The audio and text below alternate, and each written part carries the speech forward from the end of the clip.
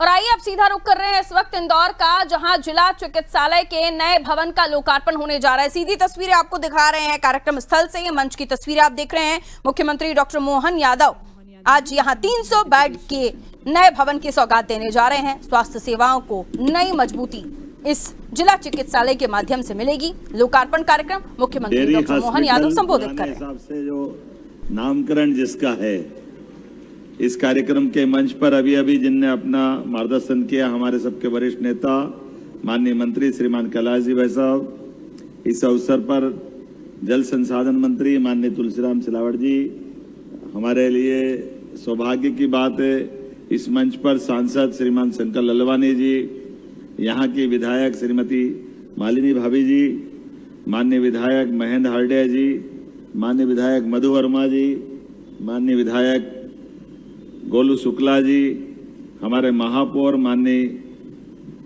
पुष्पमित्र भार्गव जी, जिनका बचपन इसी कैंपस से यहीं कार साइकिल मोटरसाइकिल खेलते खेलते यहीं अपने जिंदगी का सबसे अपना बाल्यकाल का आनंद का समय यहाँ निकाला। और पापा शायद पास में ही रहते थे, ऐसे ही है ना, बिल्कुल पास में। इस अवसर पर जिलाध्यक्ष श्रवण सिंह चावड़ा, हाउसिंग बोर्ड के चेयरमैन ओम जैन जी, श्रीमान प्रताप करोसिया जी, यहाँ के पार्षद भारत सिंह रघुवंशी जी, किसी भी स्थान पर सच में आज मैं जहाँ जिस स्थान पर जिस जगह का यह हॉस्पिटल का लोकार्पण हो रहा है, सच में कैलाश जी भाई साहब ने कहा है वो बात सही है। आज बदलते दौर का भारत एक अपनी हर क्षेत्र में अलग पहचान बना रहा है।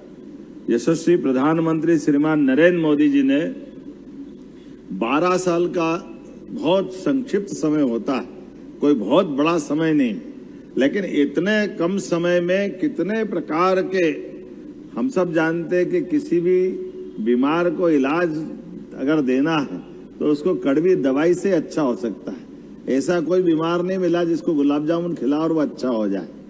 बीमारी की दवाई तो कड़वी होती है, और ऐसे में हमारे लिए देश के अंदर ऐसे कई कड़वे फैसले लेकर भी, लेकिन देश के लिए जरूरी थे आर्थिक रूप से बड़े पैमाने पर अर्थव्यवस्था मजबूत करने के लिए जीएसटी लागू करने का निर्णय, ये बहुत कठिन निर्णय था।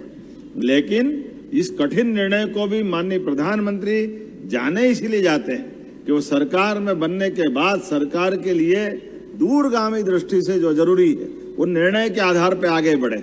इसलिए पूरे देश के अंदर आज हमारी इकोनॉमी जिस जगह पे पहुंची है, ये सबसे बड़ा योगदान अगर किसी का है, माननीय प्रधानमंत्री का जोरदार अभिनंदन करो श्रीमान नरेंद्र मोदी जी। मेडिकल कॉलेज पहले हमारे मेडिकल काउंसिल ऑफ इंडिया चलती थी, तमाम शासन कोई भी हो, सरकार किसी की भी हो, जब तक एमसीआई की परमिशन नहीं हो मेडिकल कॉलेज नहीं खुलेगा। 2002-03 तक अपने प्रदेश के अंदर केवल 5 मेडिकल कॉलेज थे। 1955-56 से मध्य प्रदेश के बाद 55 साल में 5 मेडिकल कॉलेज, और मेडिकल कॉलेज में यूजी की सीट केवल 500 मेडिकल कॉलेज की सीट में हमारा इतना बड़ा राज्य, और उसमें जितनी संभावना है, लेकिन जो भी है आप समझो, मुझे इस बात की प्रसन्नता है यशस्वी प्रधानमंत्री ने एनएमसी लगाते हुए आज मेडिकल कॉलेजों की संख्या भी बढ़ाई, और मेडिकल कॉलेज के लिए आज अपने प्रदेश के अंदर बात देखता हूं तो मुझे ध्यान में आता कि 5,500 यूजी की सीट अपने प्रदेश के अंदर हो गई। जोरदार अभिनंदन करें। ये जो वर्तमान का समय, प्राइवेट और गवर्नमेंट मिलाकर के 5 से बढ़कर 33 मेडिकल कॉलेज आज हमारे राज्य में हुए, और ये 2.5 साल के अंदर बचे हुए सारे कॉलेज जोड़ेंगे तो 52 मेडिकल कॉलेज अकेले अपने मध्य प्रदेश में होंगे। ये हमारे अपने सरकार की प्रति प्रतिबद्धता है। केवल सड़क, नौली, इंडस्ट्री, इससे बात नहीं बनने वाली। जीवन उपयोगी सभी क्षेत्रों में समान रूप से बढ़ने के लिए योजनाबद्ध तरीके से बढ़ते बढ़ते, और मुझे इस बात की प्रसन्नता भी है, एकमात्र राज्य मध्य प्रदेश है जो अपने राज्य के बच्चों को नीट की एग्जाम में क्लियर होने के बाद गवर्नमेंट मेडिकल कॉलेज के अलावा जो बच्चा प्राइवेट मेडिकल कॉलेज की फीस 70 लाख, 80 लाख, 1 करोड़ नहीं दे पाता है, उन सबके बच्चों को सरकार फीस दे करके डॉक्टर बना रही है। ये हमारी सरकार की प्रतिबद्धता है, क्योंकि डॉक्टर बनता है, डॉक्टर के साथ हमारा भविष्य का एक बड़ी चिकित्सा की पूर्ति करने के लिए एक नए प्रकार की व्यवस्था में हमको व्यक्ति चाहिए। और हमने अब उसमें भी रास्ता निकाला है कि हम लोन दे करके उसको डॉक्टर बनाएंगे। मेडिकल कॉलेज बड़ी संख्या में खुले, लेकिन प्राइवेट मेडिकल कॉलेज में भी बच्चे पढ़े और पढ़ करके 4 साल 5 साल 6 साल वो शुरुआत में डॉक्टर बनने के बाद हमारा लोन चुका दे, उसके बाद वो चाहे तो नौकरी करे या चाहो तो वो आगे बढ़े। लेकिन बच्चा डॉक्टर बनने के लिए उसकी अगर क्षमता योग्यता है, बुद्धिमत्ता है, तो सरकार के माध्यम से उसकी मदद करने के लिए हमारी सरकार तैयार है। आज 83 करोड़ से माननीय सत्तन जी को याद किया, भल्लू भैया को याद किया, कई नाम जुड़े हैं। ये कहां से शुरू हुई कहानी? कितने साल पहले चालू हुआ? कितने साल पहले चालू हुआ ये हॉस्पिटल बनना? कोई 17 साल, कोई 18 साल, कोई 20 साल है ना। लेकिन आप भगवान की दया से जब चाहे जो होना हो जाए, लेकिन कहां से धीरे धीरे करके 100 बेड से चालू होते हुए अगर आप पूरी क्षमता से 83 करोड़ का ये हॉस्पिटल 300 से ऊपर बेड के माध्यम से जनता की सेवा करेगा। जोरदार अभिनंदन करें मां अहिल्या की नगरी में सेवा और सुशासन के लोक कल्याण के क्षेत्र में यहाँ नया मंदिर बनेगा जो स्वास्थ्य के मामले में हमारे अपने जीवन की एक बड़ी आवश्यकता की पूर्ति करेगा। आपने कहा यहाँ बेटमा, देपालपुर इधर से लगा के महू तक के लोग सभी क्षेत्रों से आते हैं। एक पीछे कोई रोड निकलने की बात महापौर जी और कैलाश जी भाई साहब बता रहे हैं। कौन सा रोड निकालना है? चंदन नगर, चंदन नगर से एयरपोर्ट निकालना है। बजाओ ताली, बिल्कुल बनाने की घोषणा करते हैं।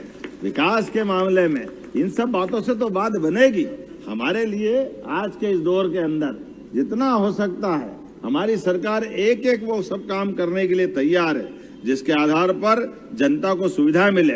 और वैसे तो हमारा वेद वाक्य सर्वे भवन्तु सुखिनः, सर्वे सन्तु निरामया, सर्वे भद्राणि पश्यन्तु, मां कश्चित् दुर्भाग् भवेत्। हम तो सबके सुख की, सबके निरोगी रहने की, सबके कल्याण की उदात्त भावना के बलबूते पर समूची मानवता वसुधा को कुटुंब मानने वाले लोग, सनातन संस्कृति के आधार पर हम इसी भाव को लेकर आगे चलते हैं। और इसीलिए हम सब वर्गों की बात करते हैं, कोई वर्ग छोड़ने वाले नहीं। मुझे इस बात की प्रसन्नता है, अब से 8 दिन बाद हमारी विधानसभा में भी एक देश, एक निशान, एक प्रधान और एक विधान, ये हमारे जनसंघ के संस्थापक डॉक्टर श्यामा प्रसाद मुखर्जी ने इस भाव को हमारे सबके सामने रखा। और यशस्वी प्रधानमंत्री ने धारा 370 हटाते हुए कश्मीर का विलीनीकरण का पूरा अखंड भारत के बाद का हमारा अपना उस सपने को पूरा करने के लिए आगे बढ़े। ऐसे में हमारे राज्य के अंदर भी अभी विधान अलग अलग है। हिंदू अगर एक विवाह करेगा तो अपना उसका नियम अलग, उसकी वसीयत, उसके कानून कायदे अलग। लेकिन कोई मुस्लिम भाई अगर विवाह करेगा तो उसका धर्म के हिसाब से कानून अलग। अरे भाई एक देश है, अलग अलग कानून क्यों होना चाहिए? अगर रामचंद्र एक शादी करता है तो रहीम से भी एक ही शादी की अपेक्षा की जा सकती है। मुस्लिम बहनें भी हमारी बहनें, उनके जीवन में भी तो कष्ट आएगा, उनको क्यों अलग कर सकते हैं? हमारे देश के अंदर आज के इस दौर के अंदर हमने ये इस भाव को रखा है। और मुझे इस बात की प्रसन्नता है, पूरे प्रदेश में हम एक समान कानून लगाने के लिए धीरे धीरे करके विधानसभा की तरफ बढ़ रहे हैं। आज केवल आपको जानकारी बताना चाहूंगा, इस कानून को वैसे तो हम अपने विधानसभा में चुपचाप भी पारित कर सकते थे, लेकिन हमने 55 जिलों 10 संभाग के अंदर समिति के माध्यम से सुप्रीम कोर्ट की पूर्व जस्टिस की अध्यक्षता में कमेटी बनाई और जनता से सबसे संवाद करते हुए सुझाव मांगने के लिए निकले। उन सबके सुझावों का संकलन किया। 55 जिलों के अंदर लगभग 10 लाख से ज्यादा भाइयों बहनों से सुझाव लिए, सभी धर्मों के लोगों से, सभी राजनीतिक दल के लोगों से भी। मैं जवाबदारी के साथ कहना चाहूंगा, जब हम सबसे बात करने की तरफ बढ़ते हैं तो कांग्रेस ने हमेशा की तरह अपना 2 मुंहा रोल रखा। कांग्रेस उस कमेटी की बैठक में आने से भाग गई। उनने कहा हम अपना कोई मत नहीं बताएंगे, क्योंकि उनके मत में हमेशा हिंदू मुसलमान होता है। वो उनकी निगाह में वोट बैंक का बड़ा चिंता पालते हैं। यही कारण है कि धार की भोजशाला हो या एक समान कानून लगाने वाली बात, दोनों से कांग्रेस मुंह चुराने का काम करती है। ऐसे में पता नहीं क्या चक्कर है। सनातन संस्कृति के लिए राजा भोज की नगरी धार के अंदर भी हमने कहा भोजशाला का वो स्थान न्यायालय में है और न्यायालय के निर्णय का पालन कराने के लिए हमारी सरकार प्रतिबद्ध है। जो न्यायालय निर्णय करेगी हम सिर आंखों पर उस निर्णय को पालन करने के लिए आगे बढ़े, ये हमारी प्रतिबद्धता धार के लिए भी है। उसी प्रकार से समान रूप से इसी विधानसभा के अंदर हमारे कोई भी धर्म के हो, सभी धर्मों के सबका सम्मान करते हुए एक समान कानून लाने के लिए हमारी सरकार इसी वर्षाकालीन सत्र में इसको पास कराने के लिए आगे बढ़ रही है। ये हमारी अपनी प्रतिबद्धता है।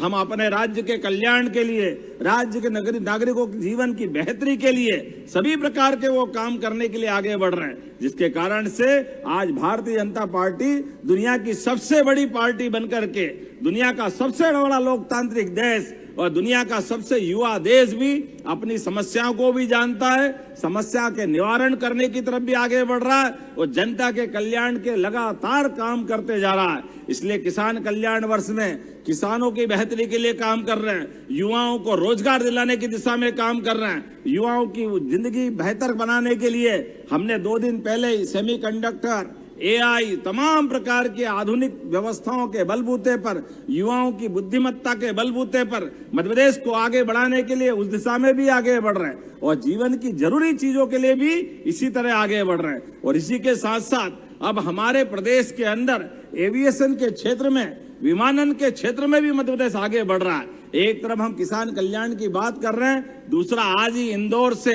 अबू धाबी की भी एक नई फ्लाइट शुरू हो रही है। ये मध्य प्रदेश सरकार के माध्यम से शुरू हो रही है। इसका विजय हमारी सरकार के माध्यम से देने वाले हैं। हमारे राज्य के संबंध भी अंतर्राष्ट्रीय स्तर पे हो, माननीय प्रधानमंत्री जी के आशीर्वाद से ऐसे सभी क्षेत्रों में हम आगे बढ़ रहे हैं।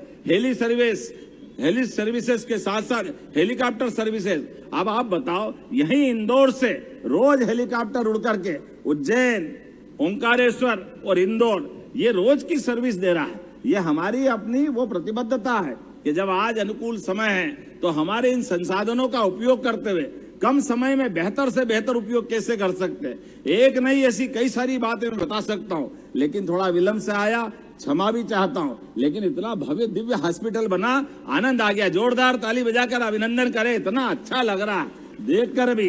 अब हमारे बिल्डिंगों का निर्माण, उनकी गुणवत्ता, उनकी विशेषताएं दिल्ली बंबई से कम नहीं पड़ रही। मुझे इस बात की प्रसन्नता है और आपके सबके बैठे हुए लोगों के खिलते चेहरे देखकर आनंद आया कि जितनी अच्छी सुविधा बनी है उतनी अच्छी सौगात आपके माध्यम से मरीजों को मिलेगी। ये कामना करते हुए इस नए भवन के लोकार्पण की घोषणा करता हूं और मेरे साथ बोलेंगे सब, बोलिए भारत माता की, भारत माता की, भारत माता की। बहुत बहुत धन्यवाद। बहुत बहुत धन्यवाद माननीय। और हम कार्यक्रम के अंतिम चरण की ओर बढ़ रहे हैं और राष्ट्रगान के सम्मान के लिए आप सभी से मेरा सादर आग्रह कि कृपया अपने स्थान पर सावधान की मुद्रा में खड़े हो जाएं। तो चलते हैं राष्ट्रगान की ओर। जन गण मन अधिनायक जय हे भारत भाग्य विधाता, पंजाब सिंध गुजरात मराठा द्राविड़ उत्कल गंगा, विंध्य हिमाचल यमुना गंगा उच्चल जलधि तरंगा, तव शुभ नामे जागे, तव शुभ आशीष मांगे, गाहे तव जय गाथा, जन गण मंगलदायक जय हे भारत भाग्य विधाता, जय हे जय हे जय हे जय जय जय जय हे। भारत माता की।